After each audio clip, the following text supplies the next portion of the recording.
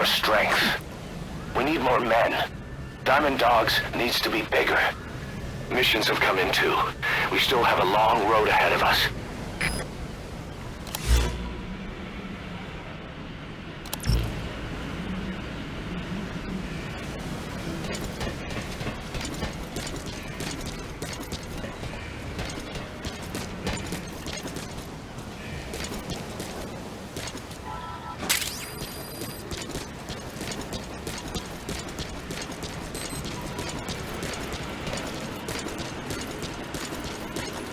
Welcome back, boss.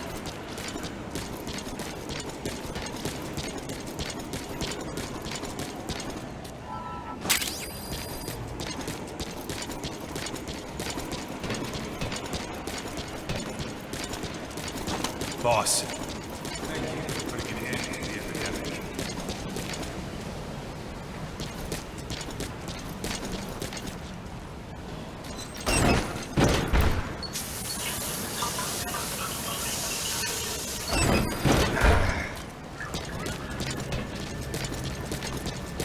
Sun will set shortly. Let us know if you need combat support.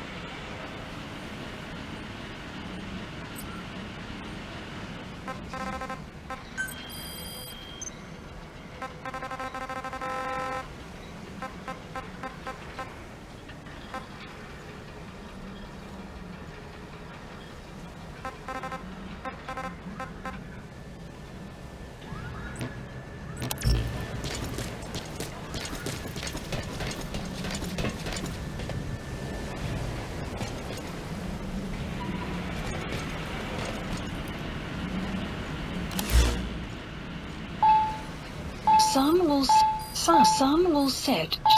Sun will set shortly. Sun will set shortly.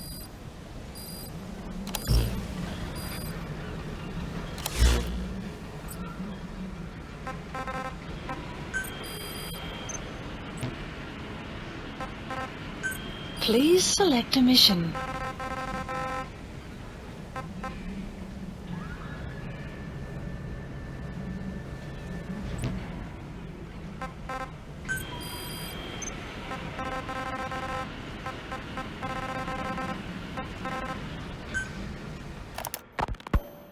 Emmerich didn't go with depleted uranium for Sahelanthropus's armor because of its strength.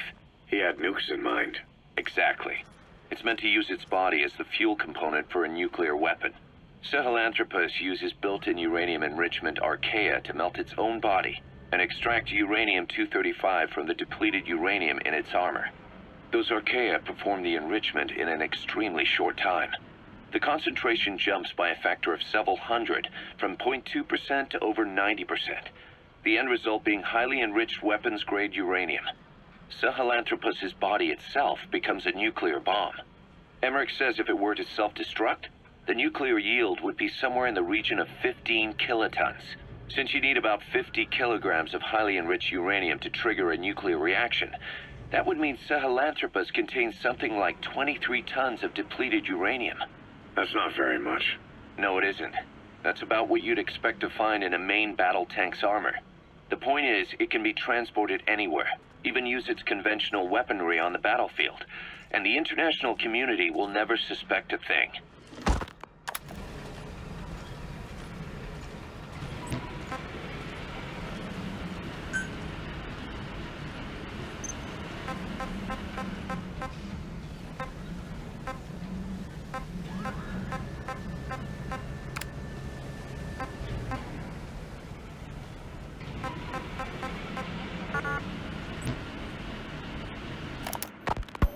I just received word from the R&D team and the transport team out of Afghanistan. They finished installing Sahelanthropus on the base. It's ours now. All right. Don't let any of the staff touch that thing. Especially Emmerich. Of course. That guy's crush on Sahelanthropus is beyond a joke. Guess he really wants to see his tech stand on its own two legs this time. That's not gonna happen. I know it. So you've got no plans to make it operational again? Damn right. Boss, I want to hear it straight from you. Hear what? What the hell do you want with that thing? The drive is busted. It's not like it has a nuke on board. Even if the metallic archaea could turn it into a nuclear weapon, all it can do is self-destruct. Sahelanthropus just isn't a weapon anymore. It'll draw unwanted attention without even being a deterrent. I know. The weapon's development strut sank 2 feet under that thing's weight. That's 1 year's drop in a single night. We've started on reinforcing the strut, but there's no guarantee it'll hold up if a storm hits. I know that too. Boss, why keep it? It's a mark. Us Diamond Dogs, we don't have a country to call home. That means we have no past, nothing to prove that we lived. Every one of us threw it all away when we came here. Sahelanthropus is a symbol to show that the likes of us brought at least one crisis to its end. A mark in history.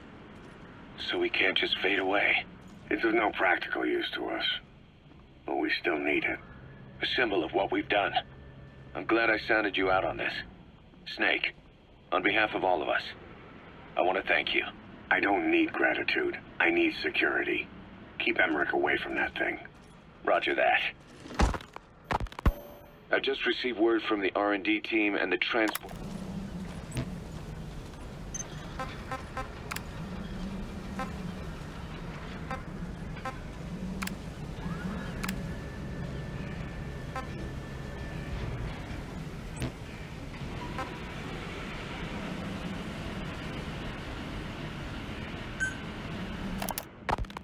Code Talker, what are the metallic archaea? Volcanic craters, spewing sulfur. Water, hot enough to boil your skin off.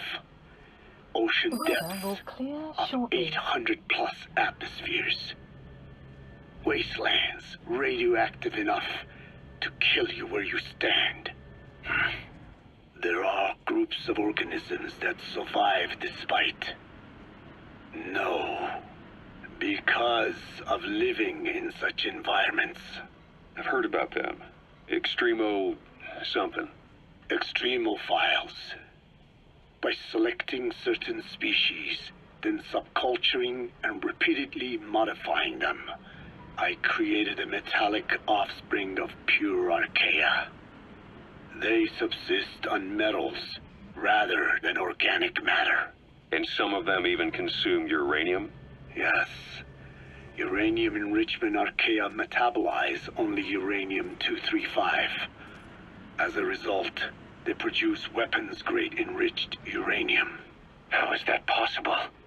Consider how plants fractionate carbon isotopes when they conduct photosynthesis. Nature possesses abilities beyond our imagination.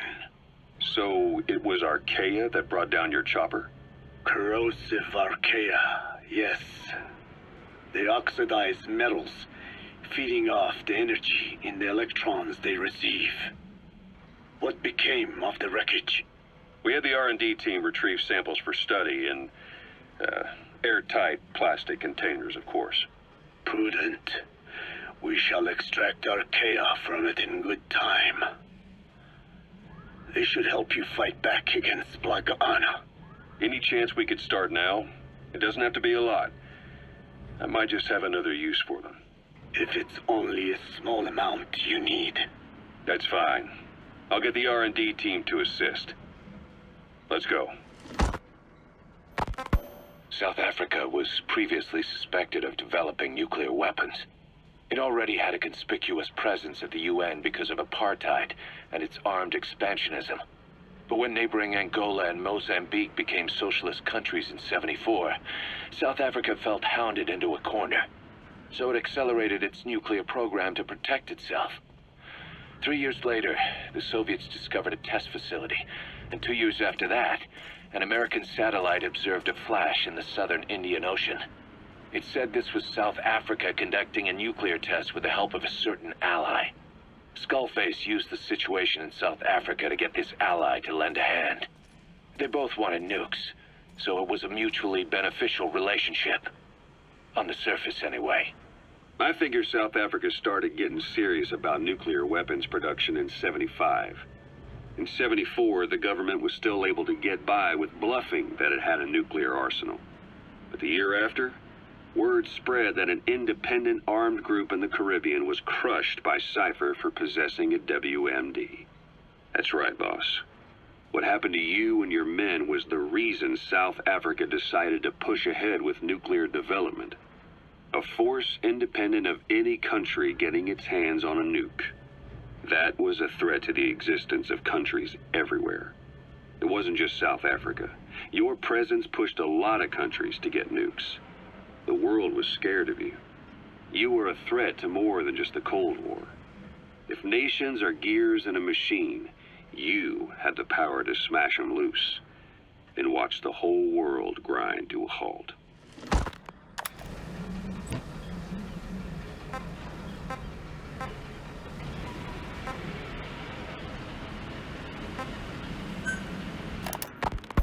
Emmerich uses externally powered legs of his own design. It's bionics technology, a product of the U.S. military's failed attempt to develop a powered exoskeleton. All the wearer has to do is apply a little force, and the actuators continue the movement in that direction. But his legs are unique. Instead of using a hydraulic mechanism, the actuators run off metallic archaea. That increases the actuator's reaction speed and also enables him to lock and release the joints at will. The legs are a nifty little gadget, but they have two clear weaknesses. First, they're dependent on external power, maybe because he built them knowing he couldn't leave his lab. There's no internal battery. That's why they won't work if they aren't plugged in. Second, and this is more than just a weakness, the legs are directly connected to his bones.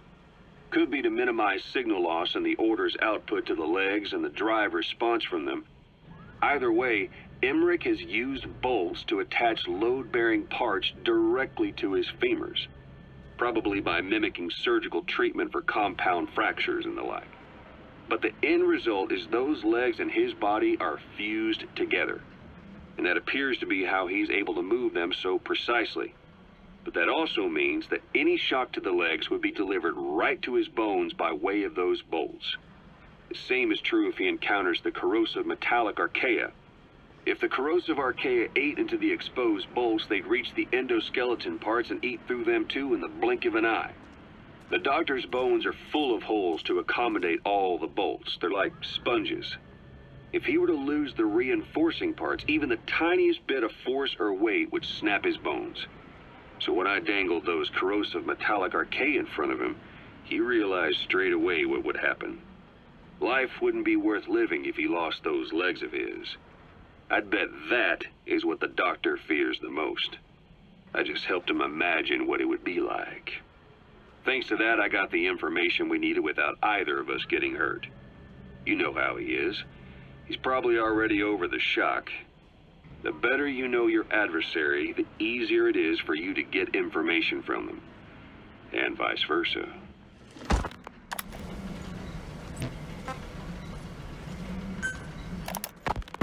You said that the nuke Skullface was trying to spread around the world were equipped with a failsafe.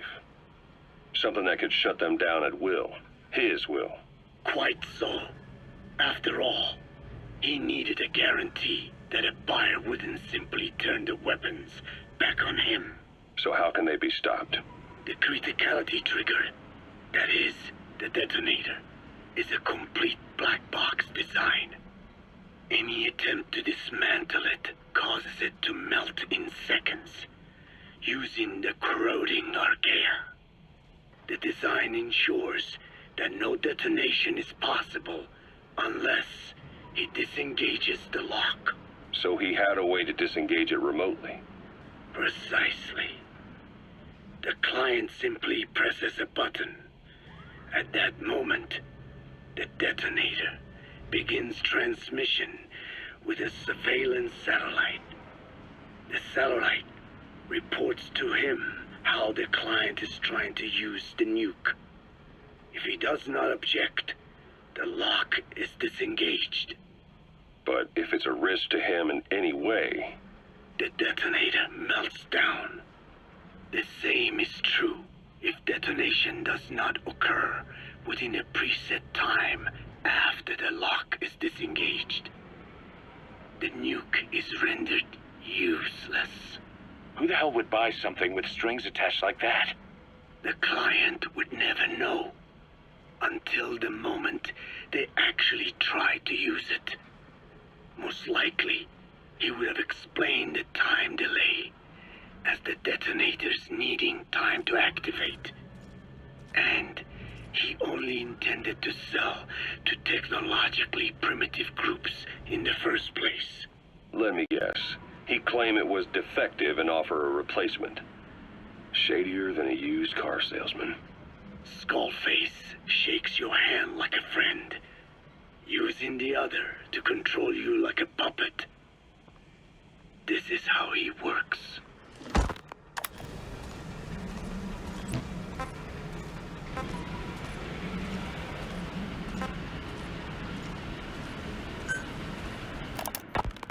Code Talker. Haven't seen you eat a single thing since you got here. Let me guess. Photosynthesis? Oh? What makes you say that? Well, a long time ago, I knew someone with a similar ability. Well, you are correct. Most of my body is covered with parasites. I supply them with water, and in return, I receive sugars they produce when exposed to light. Mm-hmm. It isn't just my skin either.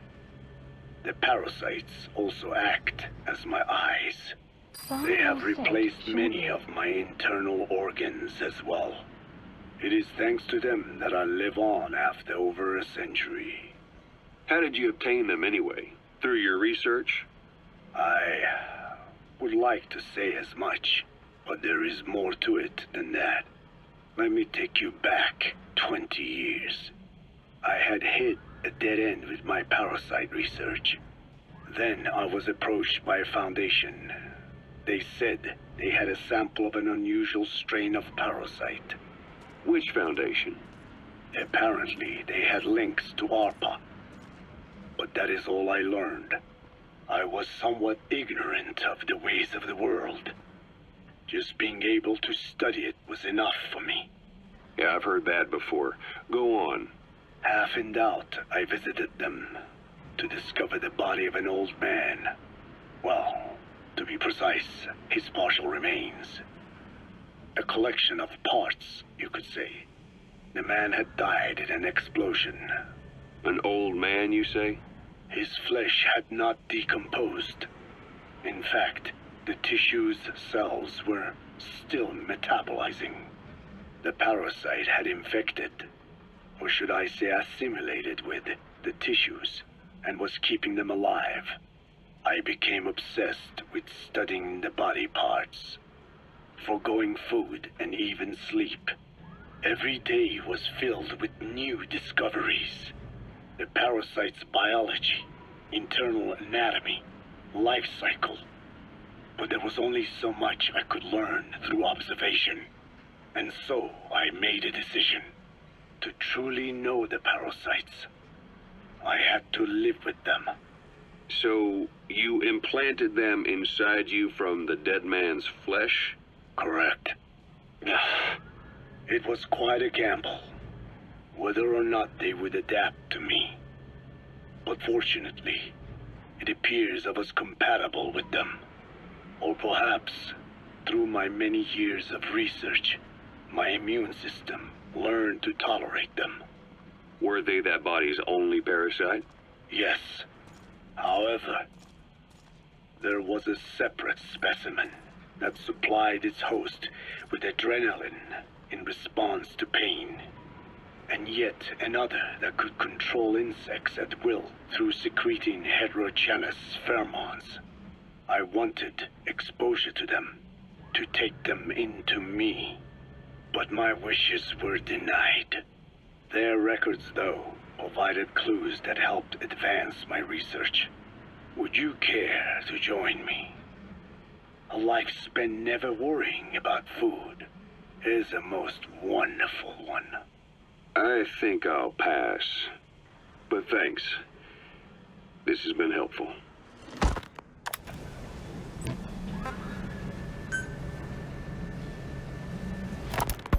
Skullface has finally burned out. The world is rid of his existence at last. Was he still alive? You could say that.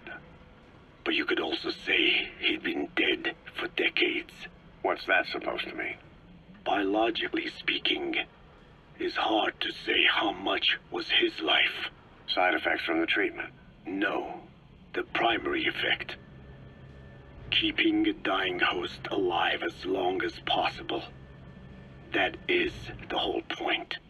But in the end, he grew too dependent on his children. As if he had any other way to keep on living. He first underwent parasite therapy before the Soviet Union became his home. His body was horribly burned. Fire washed across his thin, young frame and stole his skin and his throat, even his lungs. Only through repeated therapies could the parasites keep him alive. Most of his life became something the parasites gave to him. And then he lost the ability to die. That is correct. The parasites live on past the host's death, still aiding cell composition. At that stage, there is no way to extract them from the host cells. There is no way of knowing when the last cell of Skullface's body would die. The only choice was to burn the whole thing. And his children, along with it. And I am one to talk. When my life is snuffed out, I expect you to treat my body the same way. And when I burn, I will truly be one with my children for the first time. You say there were 3 English vocal parasites? According to Skullface, yeah. Skullface had 2 of the English strain with him. You burned both of them. There was an oil fire. I tossed him in. So that just leaves 1. And you tell me Skullface said he used it? He said it was very close to me. Very close. One of your comrades, or someone ordered to kill you. Or he could have been speaking metaphorically. Metaphorically? Close to your spirit, close to your heart. Someone who either loves you or despises you. The second one. Makes a long list. Whichever it is, act with caution. Skullface implanted someone with the English language strain. Who it is irrelevant. Why? I tell you what Skullface really meant. Very close to you means you will be exposed. All the infected here have been given the Wolbachia. Even if the vocal cord parasites infect them now, they cannot reproduce. But if there's a different host among us, host to the English strain. If that were the case, we'd see the symptoms. What about the non-English speakers? We have plenty of those, but the staff use English as a common language. But if that someone has not spoken English yet, and begins to speak it now, there'd be another outbreak. The final mating pair of the English strain must be found immediately. Skullface is gone, but his threat still remains. On this base, do you see what the final mating pair is? With him dead, those parasites are the stain he wished to leave upon the world. His thirst for vengeance. In the flesh. Think. Does anyone here bear a grudge against you? Who would target you, specifically? The ethnic cleansers that Code Talker mentioned, they weren't Skullface's true goal. All we have is circumstantial evidence, but here's my theory. It was Cypher who started developing the vocal cord parasites as bioweapons, parasitic weapons, and Africa was the testing ground for them. As Code Talker said, their purpose is the ethnic cleansing of only those who speak a particular language. So they could do a weapon of mass destruction to eradicate specific groups, races, ethnicities, or colonies by the language they speak. Or a kind of absolute language control. Or maybe a tool for those arrogant fools to build some misguided utopia. I can see plenty of uses for them. However, in practical terms, they wouldn't be as dangerous as you'd think. Counteracting the parasites is easy, after all. Cut them out of your throat to save your life, or just don't talk. That also prevents the infection from spreading. So if the international community were to find out about them, they'd no longer be the threat they were conceived to be. In which case, their targets would be limited to minority groups as a deterrent or a terrorist tool. It's hard to imagine Cypher developing something like that as a main weapon for their arsenal. That leads me to think we've only tugged on one little thread in Cypher's grand tapestry. An obscure corner of their work, possibly forgotten altogether. In any case, things changed.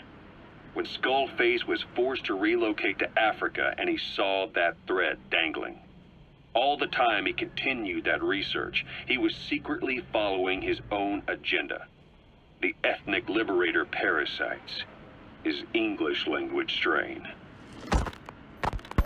Skullface said there were only 3 samples of the English language strain parasite, and I think we can believe him.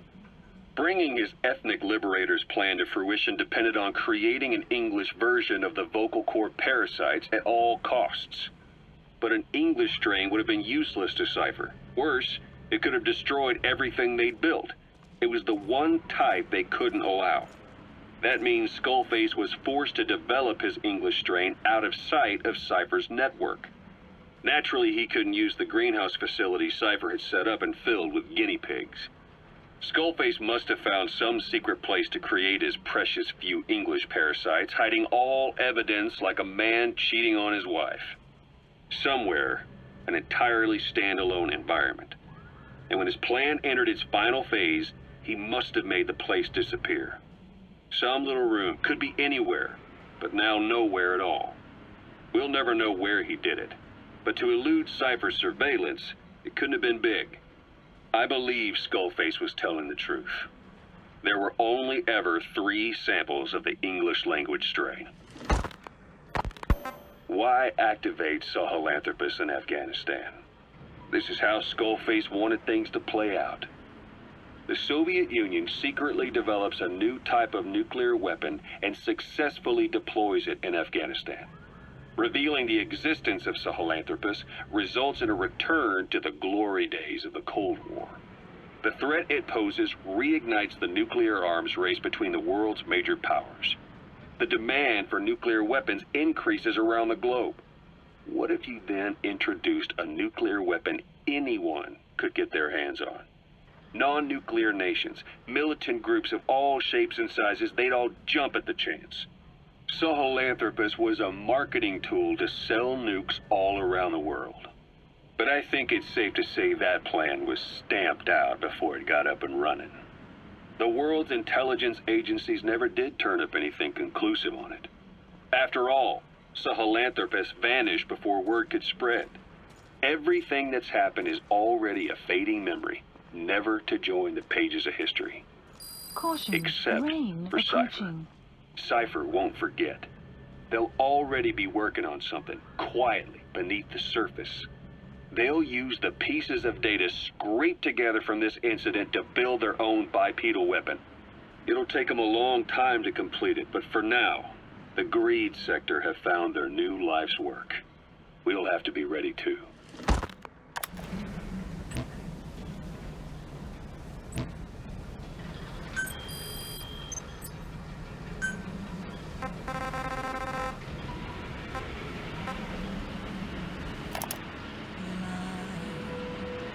In the deepest night, reaching out, grasping for a fleeting.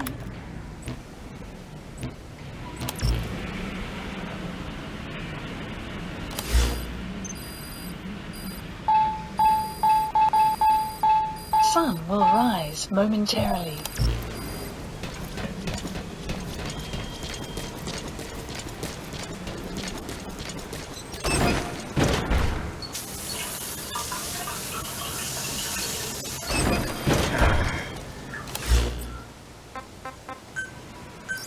Please select a landing zone. Landing zone confirmed. Roger.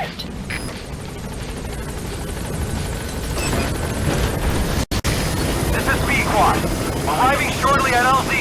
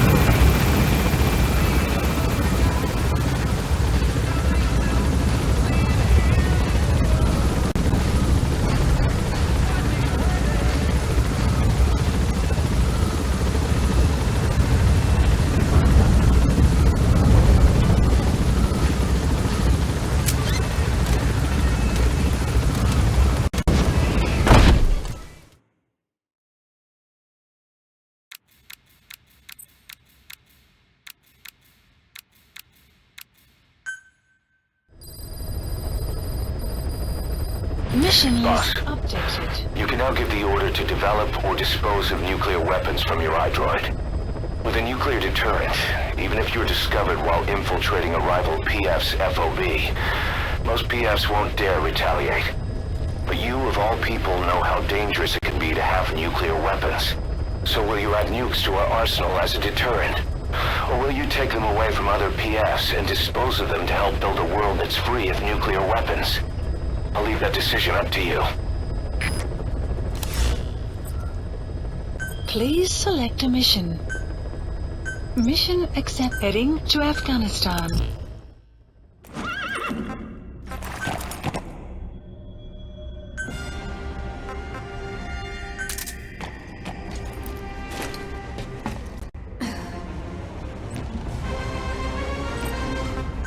Clouds approaching.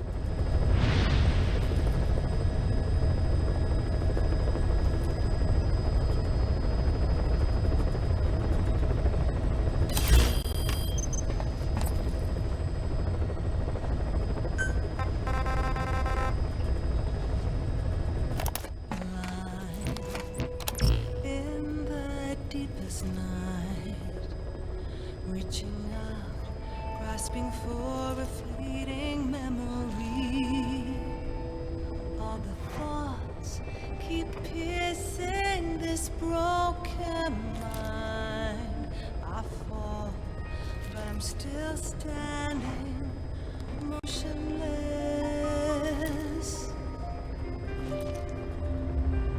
Far in the distance, there is light, a light that burns these scars of old. All this pain reminds me of what I am. I'll live, I'll become all I need to be.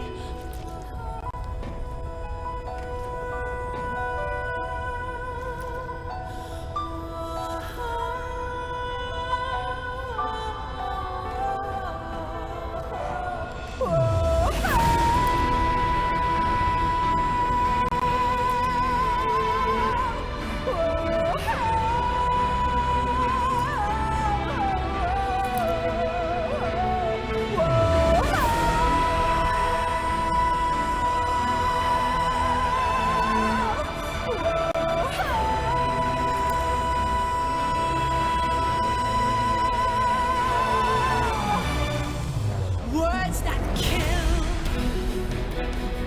Would you speak them to me with your breath so still? It makes me believe in the Father days.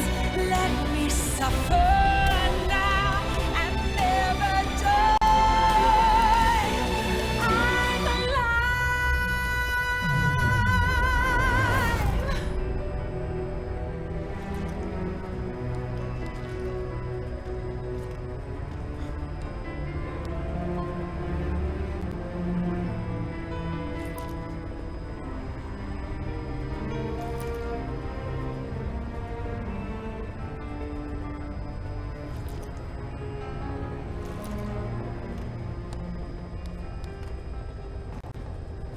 Pride feeds their blackened hearts, and thirst must be quenched to fuel hypocrisy. Cleansing flames is the only way to repent. Renounce what made you. Words that kill. Would you speak them to me with your breath so still? It makes me believe that sins never die. Can't wash the blood off her hands. Let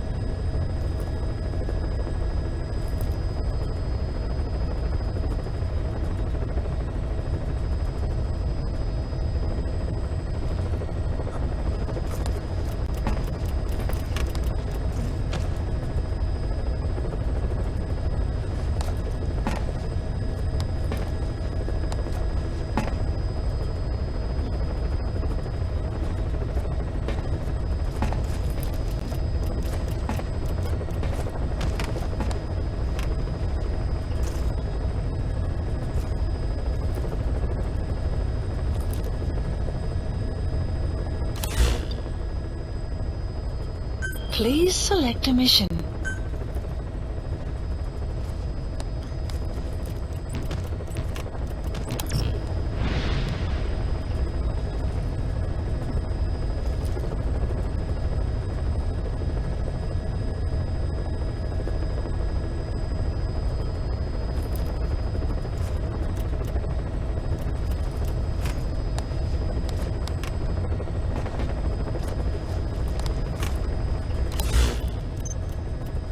Please select a mission. Mission accepted. Heading to Afghanistan.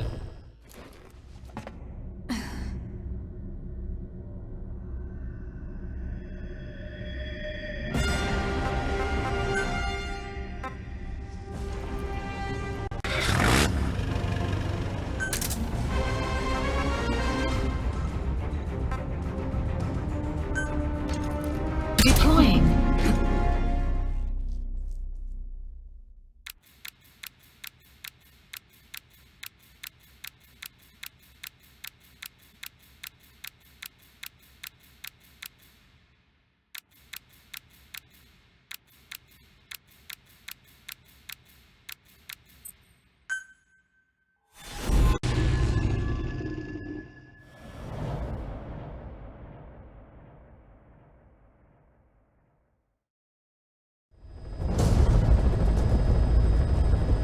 Find and extract the missing CIA agent. The target was laying low with the friendly Mujahideen during the vocal cord parasites incident. The man headed back to OKB-0 after the Soviets recaptured it. Check the target's VI on your iDroid.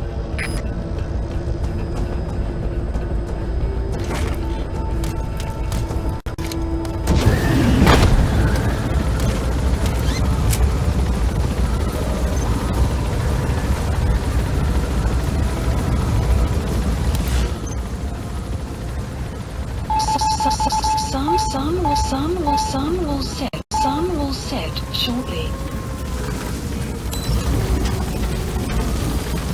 The map has been updated. Be careful down there, boss.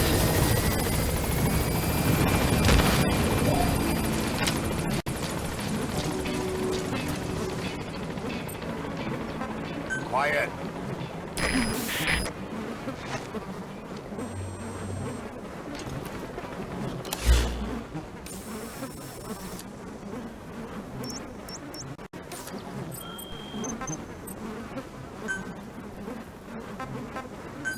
Please select a deployment point.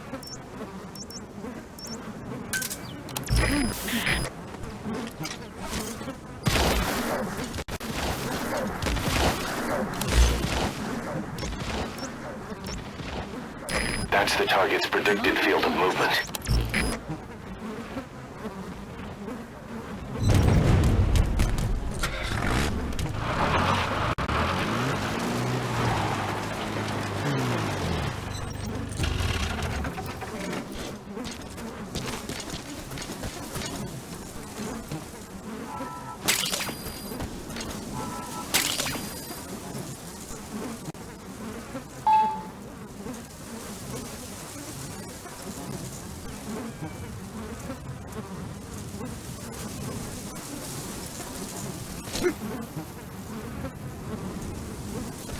Buddy has infiltrated the map has been updated.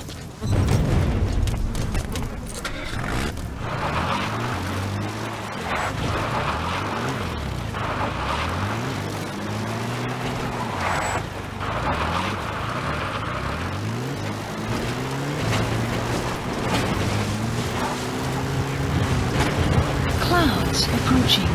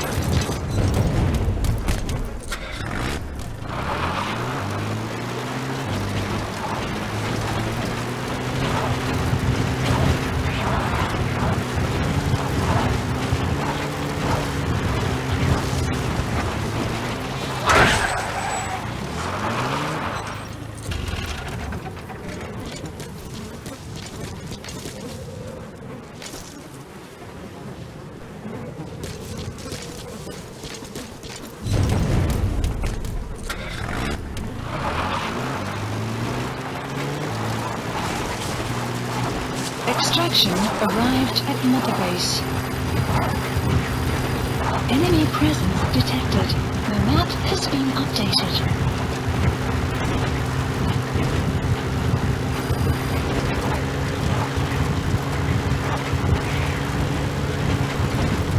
Enemy presence detected. The map has been updated.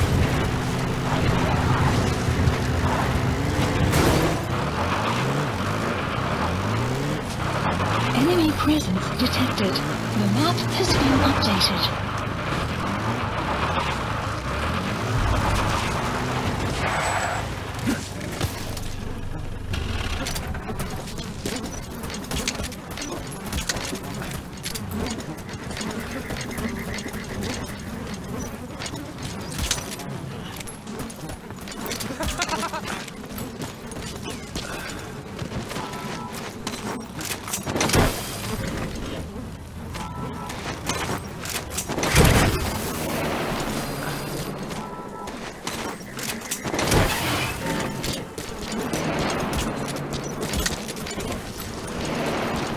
He's coming too.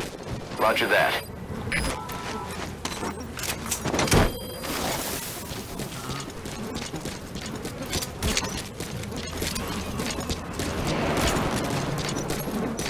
Guard post captured. You gonna extract him?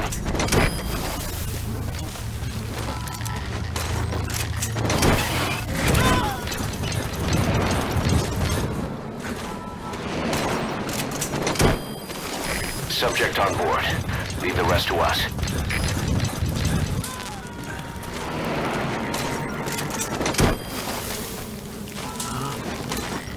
You gonna extract him?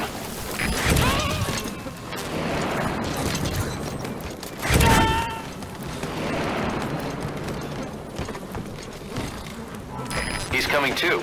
Roger that.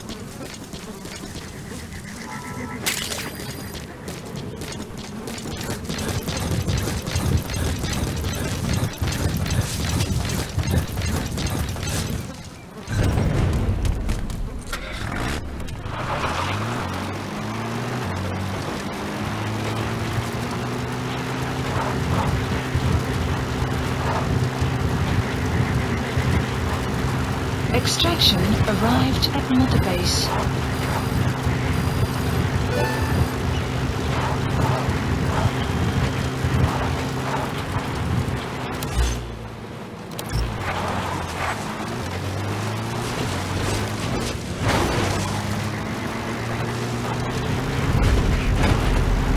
Enemy presence detected. The map has been updated.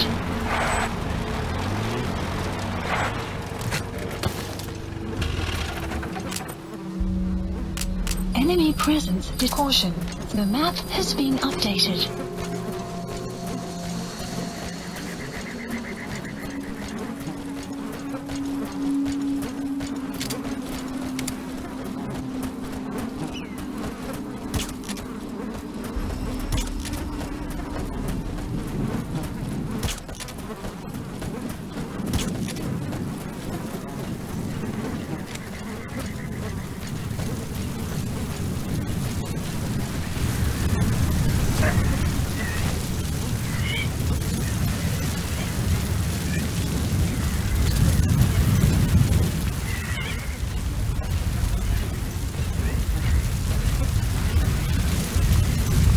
Enemy presence detected. The map has been updated. You have arrived at your destination.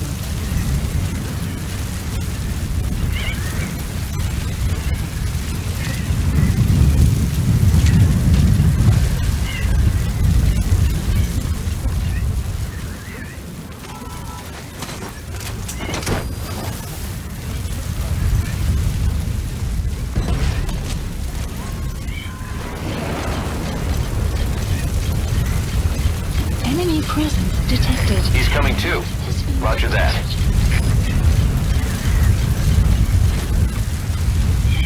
Clouds approaching.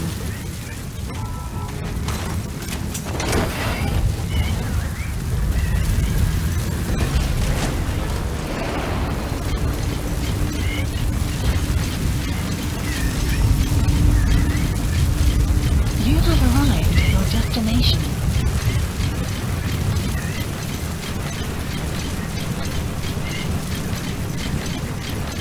Enemy presence detected. The map has been updated.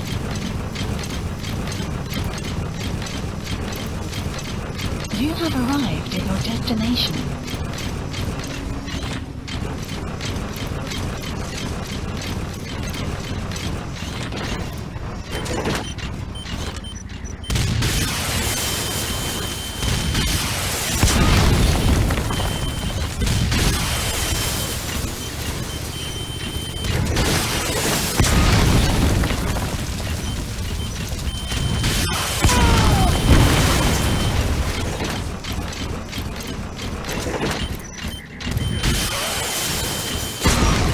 Whoa, stop! Your mission is to extract the targets.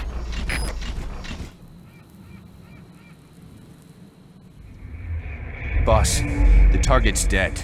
Mission failed.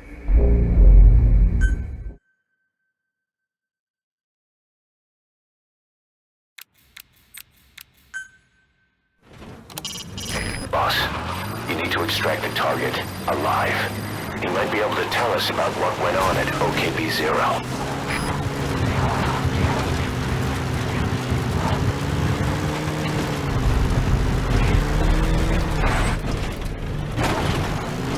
You have arrived at your destination. Enemy presence detected. The map has been updated. You have arrived at your destination. Caution, sandstorm approaching.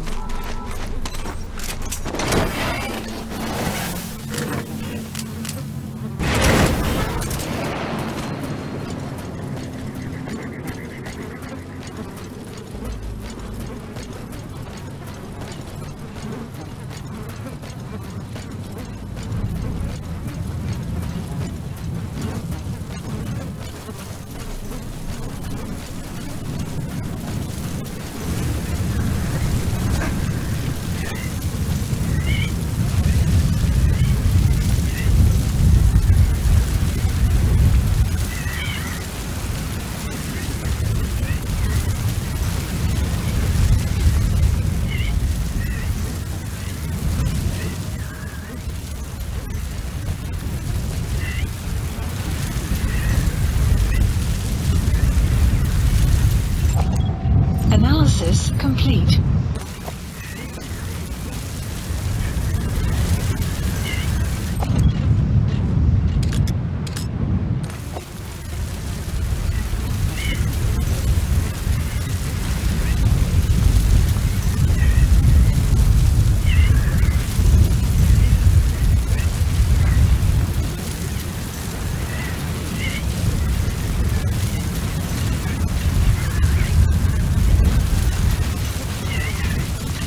Clouds approaching.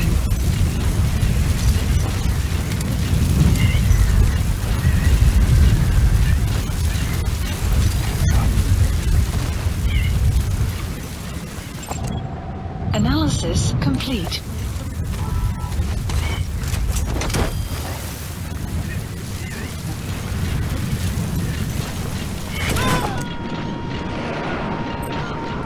Extraction failed.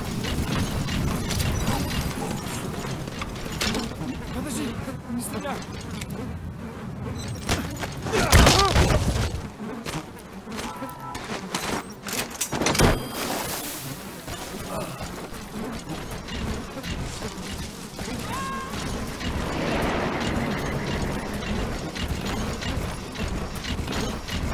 Subject on board. Leave the rest to us. Я не хочу умирать!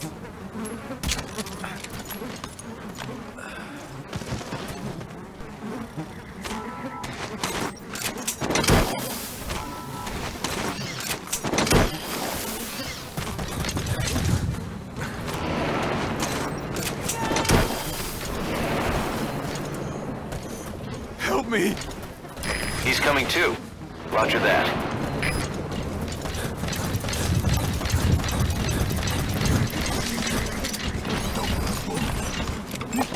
That takes care of the squad searching for the target. Now you just need to extract him.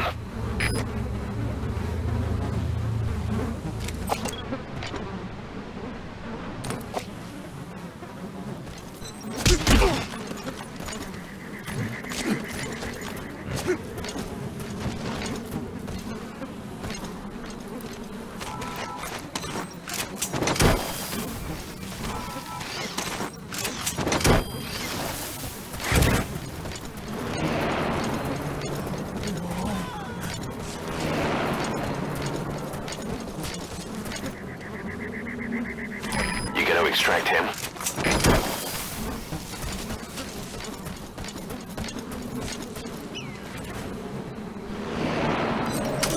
The map has been That's the target.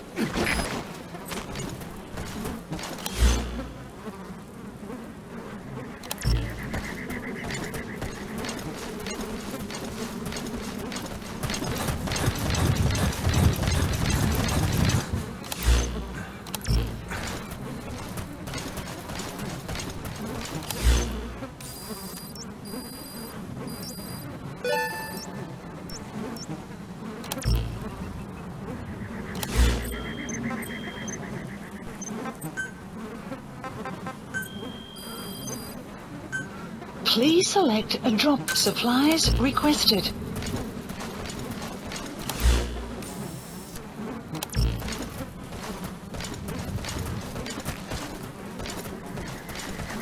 Vehicle drop complete.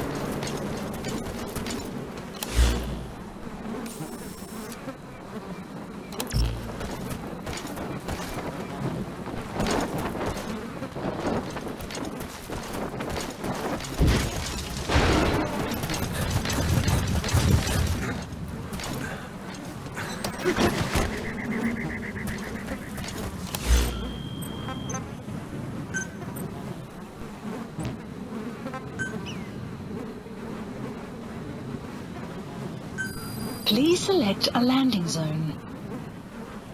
Support helicopter Roger. requested.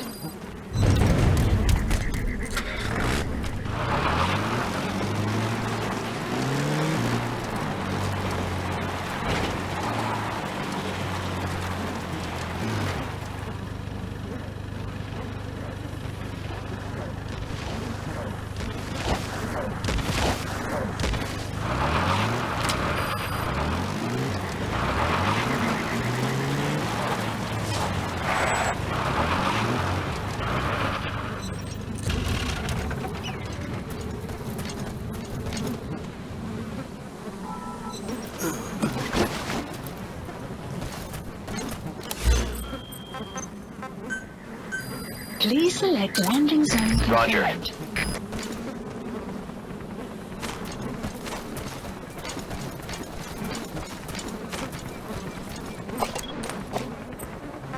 Quiet.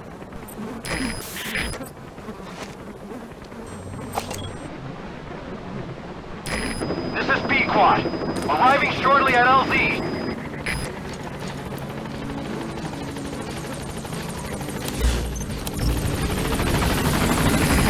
This is B-Quad.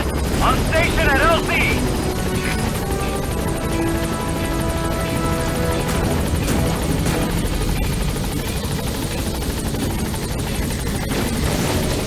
Target extracted. detected.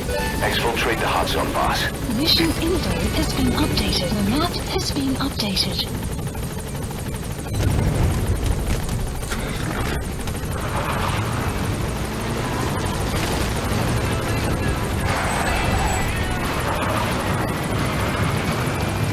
Support helicopter has arrived.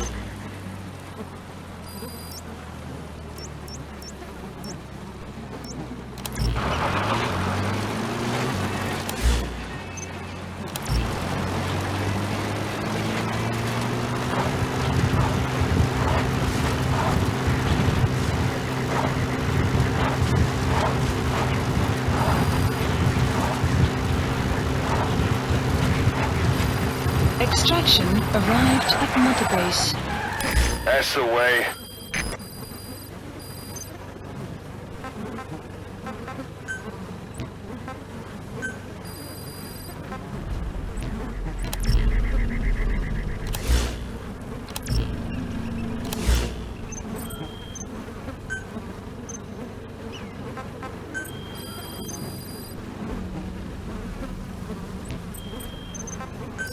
Please select a drop point.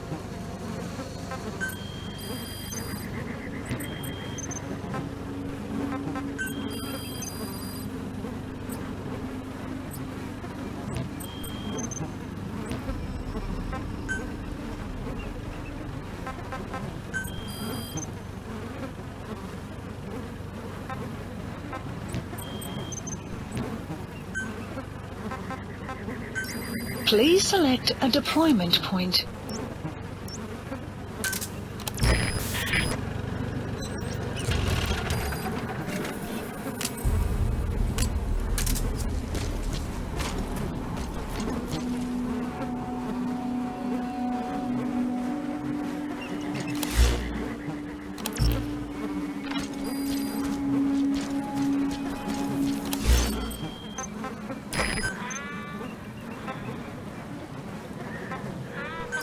Please select a landing zone. Please select a strike point.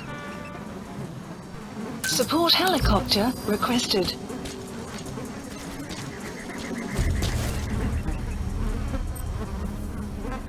Begin cover fire.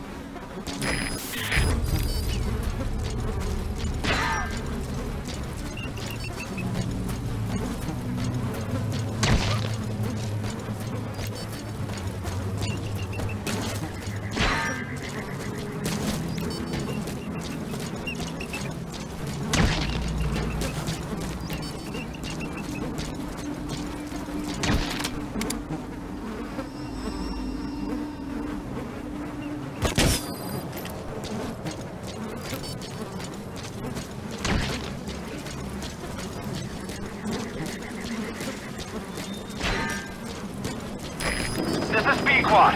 Approaching position. Всем боевым группам, это кафе. Все огневые силы против вражеского вертолета.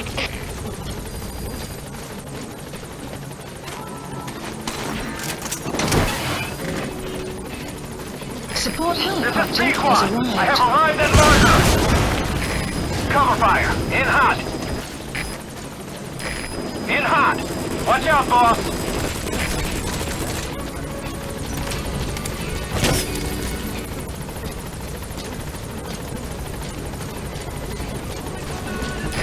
Pequod is in hot. Find cover.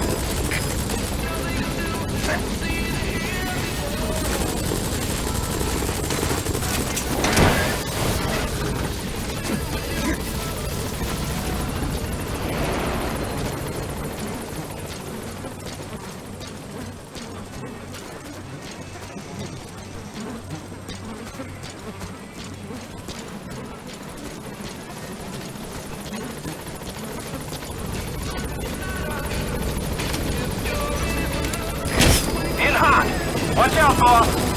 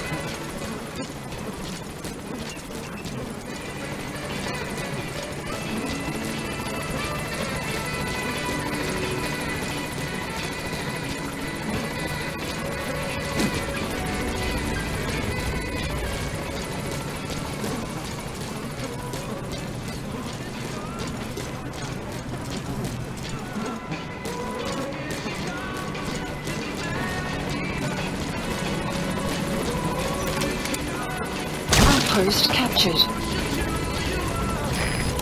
This is Pequod. No targets remaining. Ending attack run and we'll stand by at LZ. Please select a landing zone. Landing zone confirmed. Roger.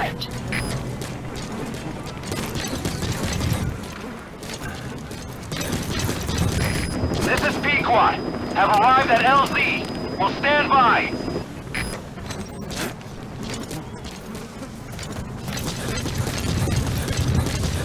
Support helicopter has arrived.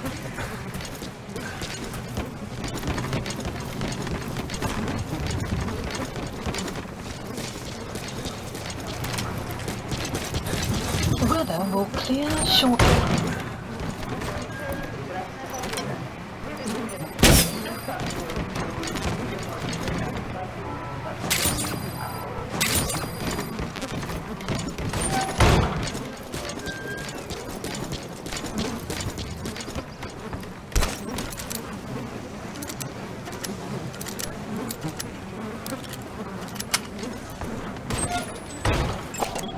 Analysis complete. Помоги! Спасибо.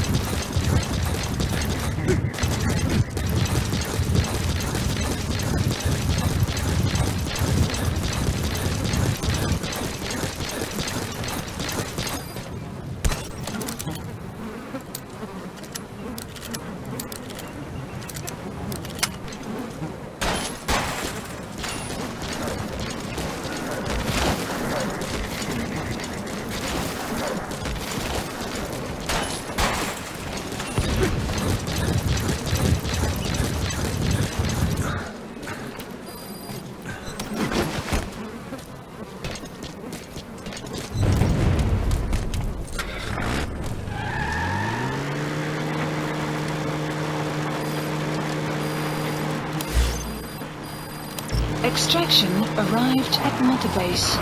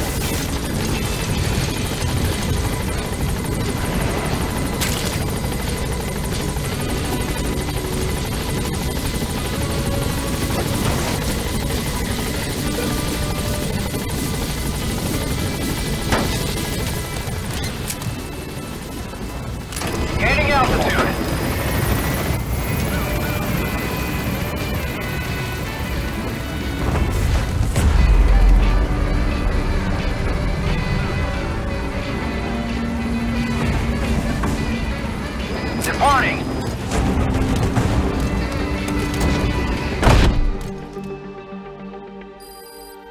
Okay, subject is in. Extraction arrived at Mother Base.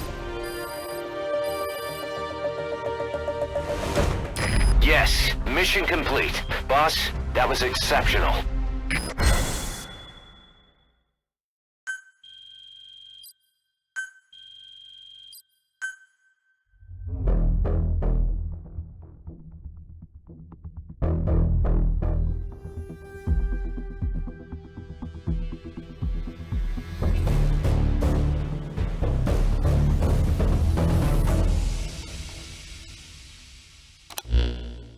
Boss, the target us in on what's been going on. He betrayed the Soviets, passing information to Langley, but got scared after learning XOF used the vocal cord parasites. Then came feelings of guilt that his leaks sent comrades to their deaths, and fear that America might deploy such a weapon itself. But in reality, XOF and Langley don't have a collaborative relationship, and Skullface was not working for America. Still, I can't blame the man for being afraid. After laying low with the Mujahideen, he tried to cut his ties with the US and return to the Soviet military. But along the way, someone came after him, and he was forced back into hiding. Could have been remnants of XOF looking to silence him. And you know the rest. He doesn't seem to know much about the parasites, but nevertheless, it'd be too dangerous to hand him over to Langley or the Soviets. We'll keep him here as originally planned.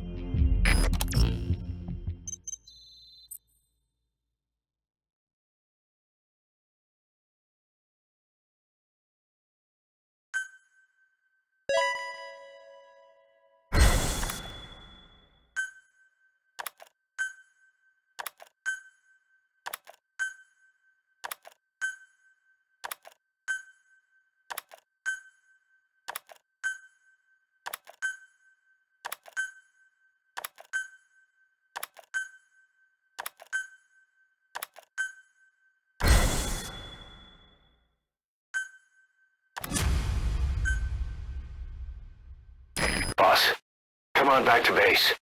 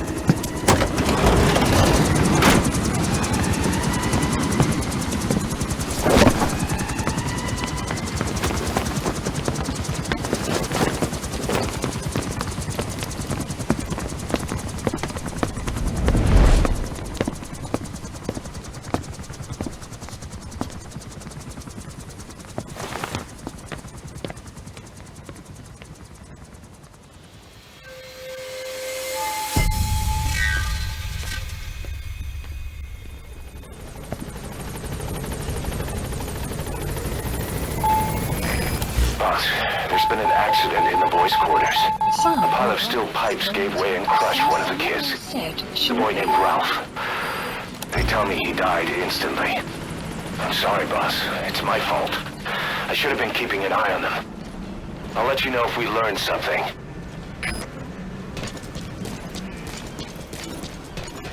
Boss, it's been too long. Thank you for getting rid of the disease.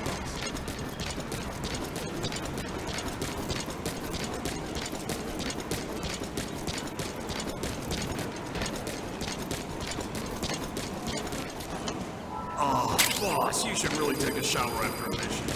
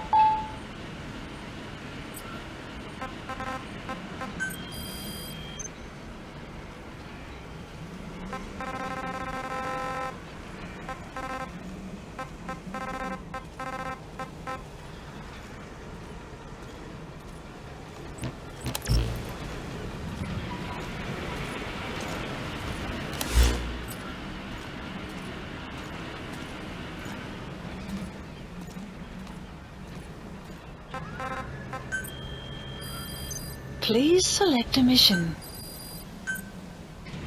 Unit dispatched.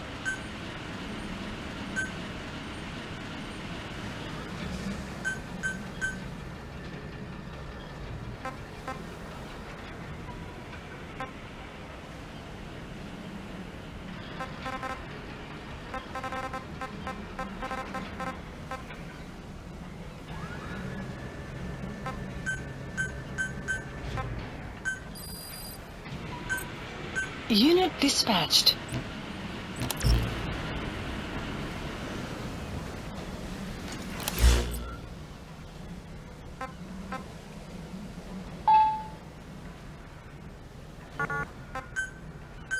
Please select a landing zone. Landing zone confirmed. Roger.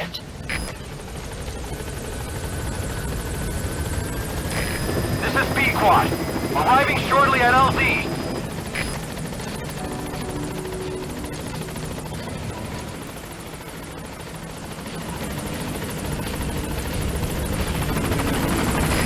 This is Pequod. On station at LZ.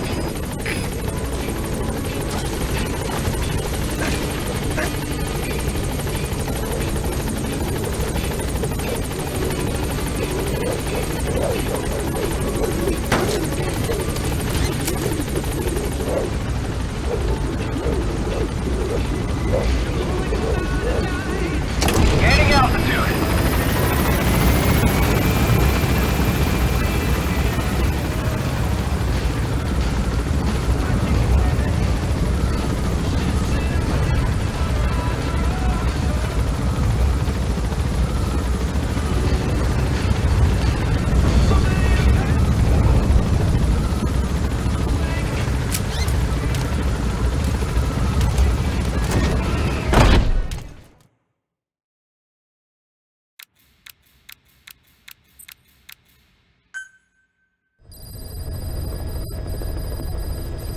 Boss, your heroic deeds appear to have earned the respect of other PFs. Now you'll be able to infiltrate rival PFs' FOBs without having to worry about their nuclear deterrent. Go get one over on these guys who've escaped retaliation thanks to their nukes.